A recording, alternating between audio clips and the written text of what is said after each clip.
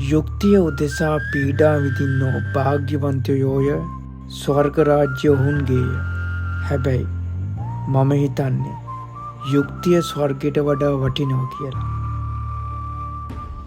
සමහර බැඳීම් නීතියට වඩා හයියයි. සමහර පරිගැනීම් ඉතිහාසගත වන්නේ ලෙයින්. මෙම ඉතිහාසයේ සාමාන්‍ය කතාවක් නෙමෙයි. යුක්තිය සහ සාධාරණය වෙනුවෙන් අවි අතටගත් සාමාන්‍ය මිනිසෙක් පිළිබඳ කතා මාලාවක්.